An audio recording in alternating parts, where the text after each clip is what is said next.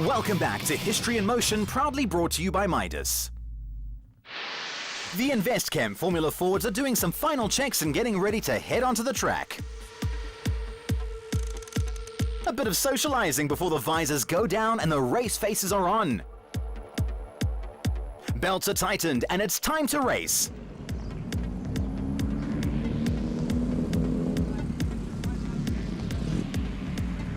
David Jeremy had some problems in practice. Yeah, not a good start. Turn one, it sort of come up to me quite quickly. I think I went too wide and got caught on the marbles, and I just went straight on the inside and then took the front corner off, as you can see. So it will be fixed. The wishbones and the upper arm, the lower arm. So it's not the end of the world. It's going to take a few hours for Matt. Matt's probably a bit more annoyed than I am, but it will get fixed and I'll be out tomorrow. So that's the main thing. It's gone well this morning in quali, so we're on pole, so I'll take that. I'd say the off-season's paid off, but a hard work while we were away. I think Ian's going to be coming for me, definitely. Just try and put my head down and break the toe and get away. Leading the field out in race one will be Andrew Horne. Alongside him, Ian Schofield. Matthys STRYDOM and Dalan HOLTON take up their positions on row 2. David Jeremy got his car fixed and will line up 7th on the grid. The Investchem Formula Fords are assembled on the grid, ready for the start. The lights go out, clutches are dropped, and accelerator pedals floored. Not the best start for Dean Venter as he loses a position. Andrew Horne goes round the outside from pole position and moves into the lead through turn 1. Matthys STRYDOM and Dalan HOLTON run side by side towards turn 2. The Green Sage Talon and the Copper Lake Brewery Van Diemen locked in battle. STRYDOM makes a move down the inside of the hairpin and leads HOLTON to speed and sound sweep. Coming down to turn 8, and STRYDOM is putting the pressure onto Schofield. Through G&H Transport, Schofield leads STRYDOM. The Talon has a look down the inside but can't make a move. Behind them, Jonathan Nash has Paul Schultz on his gearbox with Dean Venter breathing down their necks. Schultz runs slightly wide on BMW performance parts. He recovers and has to defend against Venter. He manages to hold on, and Venter will have to bide his time. Behind them, James Reeves watches as Steve Venter races past, connects with Ben van der Westhuizen, and Reeves is left with nowhere to go but over. Let's have a look from Ben van der Westhuizen's point of view, and you can see Venter make the impact, but the Royale RP21 is able to continue. Donny Lamola had a great view of the whole incident. Into turn 5, and Jonathan Nash, Paul Schultz and Dean Venter are still in a fantastic battle. Nash maintains the advantage for now. Paul Schultz narrowly ahead of Dean Venter, with David Jeremy tagging on behind him now as they make their way through Kenwood. Donny Lamola pushing hard into turn 5, overcooks it slightly and spins. The battle for second place is heated up as Ian Schofield and Matthys STRYDOM run side by side into turn 1. Schofield holds his advantage and keeps second place for now. Their battling has allowed Dalan HOLTON to catch up to the back of Matthys STRYDOM, and he has a look down the inside of Renningscon and manages to make it stick. HOLTON moves up to 3rd. Ben van der Westhuizen suffering some damage after the impact from Steve Venter. Matthys STRYDOM hasn't given up on his quest for second place as he continues to badger Ian Schofield. Barreling into turn 5, STRYDOM takes the inside line, and this time it works, and he moves up to second place. Schofield won't give up though as he fights back. Jonathan Nash leads Paul Schultz and Dean Venter as they count down another lap. Into the hairpin, the train goes.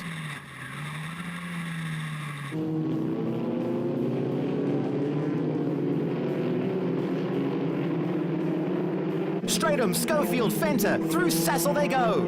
Paul Schultz putting the pressure on Jonathan Nash. Nash runs wide and Schultz seizes his opportunity and powers down the inside through Kenwood and ahead of Nash.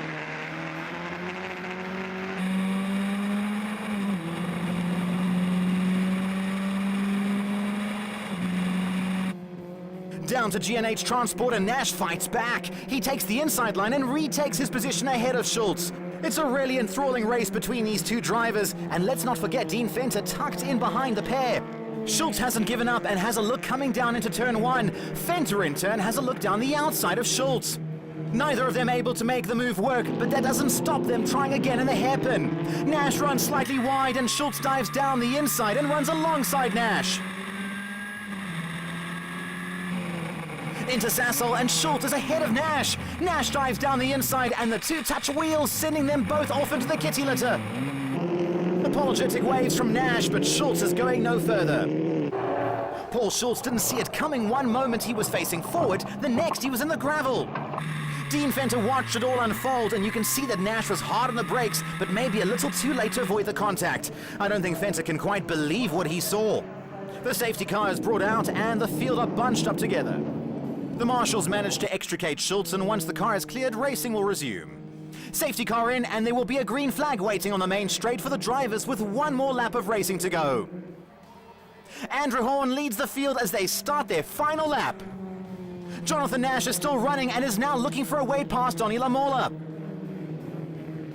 Into the hairpin, and there are battles throughout the field as everyone tries to make the most of the safety car and the sprint to the finish line. Nash drives on the inside of Lamola and takes the position as they go through the hairpin. Into Sassel, and STRYDOM makes a dive down the inside of Schofield and moves into second place behind Andrew Horne. 3 corners until the checkered flag, and Schofield will not give up as he fights back. STRYDOM keeps the power down and holds on to second place. Schofield is going to take the battle to the line though and keeps the pressure on. Andrew Horne takes the victory, and Matthys STRYDOM is very happy with his second place. I think Ian Schofield would have liked one more lap though. Confirmation of the results, and it was Andrew Horne with the victory. Matthys STRYDOM edged out Ian Schofield by just under 0.2 of a second. David Jeremy took 6th place ahead of Jeff Gable by 0.28 seconds, so some very close racing in the Investchem Formula Fords. Well, we had a lot of close racing in 5th, 6th, so we're swapping places on many of the corners. And I think it was the guy who was bravest going into where the oil is down, so it was a lot of fun. Unfortunately, it didn't end that way, but there's always the next race. The car's very good, and the power's good, so I expect the next race I'll start from the back and try and give them all a good run for their money. There wasn't much grip out on the track, especially lap 1. Everyone was sort of all over the show. I think there might have been some oil down or whatever. And yeah, we managed to get into a bit of a group and have some decent little dices. And then Paul Schultz and I had a coming together up at the top of the hill. Unfortunately, he couldn't get going again. I managed to get going and finished 8th, which I guess it's a reasonable result. Minor damage, I just had to redo wheel alignment, that kind of stuff. His car's, I think, much the same, so we should both live to fight another day, which is good. Race 2, the lights go out and they're off. Hurtling into turn 1, and Andrew Horne will be looking to get away again like he did in race 1. The Zenna Chemicals Royale leads the way into turn 1. Ian Schofield and Matthys STRYDOM have picked up where they left off as they race side by side through the first sector. The Sage Talon and the Investchem Miguel pushing hard.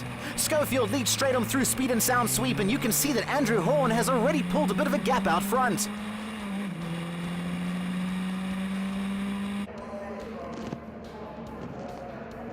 Line astern, they head through turn 4. Horne, Schofield and STRYDOM up front. The battle for 4th place is beginning to develop. Dalan HOLTON in the Copper Lake Breweries Van Diemen is ahead of Dean Venter in the Turnfab Engineering Swift, with David Jeremy in the Black Matt Nash Motorsport Van Diemen challenging the pair. Heading into turn 5, Jeremy looks down the inside of Venter, but not this time. Jonathan Nash is right behind him, waiting for the slightest error. HOLTON has managed to pull a bit of a gap as Venter and Jeremy still hold each other up, vying for position. Up into Sassel, and Schofield is feeling the pressure from STRYDOM behind him. HOLTON, Venter, Jeremy. This time Jeremy has got it right, and he dives down the inside of Venter and takes the position away from him through Sassel. It's now Venter's turn to put the pressure on Jeremy. Dean Venter seems to have fallen back into the clutches of Jonathan Nash and Paul Schultz, who have resumed their battle from race 1. Let's hope it doesn't end the same way. Schultz positions his ray on the inside of Nash's Swift as they climb up to turn 5. Into turn 5, and Nash leaves Schultz a lot of space, and Schultz slides past an upper position. Nash may have left Schultz room, but that doesn't mean the race is over, and you can see just how hard Nash is working trying to hang on to the gearbox of the ray.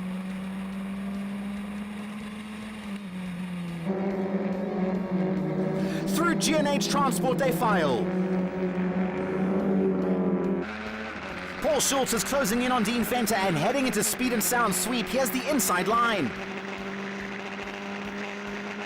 Wheel to wheel they race, neither driver giving an inch as they make their way up to Castrol Corner. Paul Schultz gets the power down and moves ahead of Venter as they climb the hill to turn 5. Jonathan Nash has been cruising behind them, watching the pass happen. Now it's time for him to have a look down the inside of Venter. He's not close enough to make a move yet, and Venter takes the line. Andrew Horne has had a relatively quiet race at the front, and he comes around the final bend to take the checkered flag and double victory on the day. Ian Schofield crosses the line in second place, just 0.4 of a second ahead of Matthys STRYDOM. Dalan HOLTON held on to take 4th place ahead of David Jeremy. Paul Schultz managed to finish 0.5 of a second ahead of Dean Venter, who was 0.3 of a second ahead of Jonathan Nash. Exciting racing all round from the Formula Fords.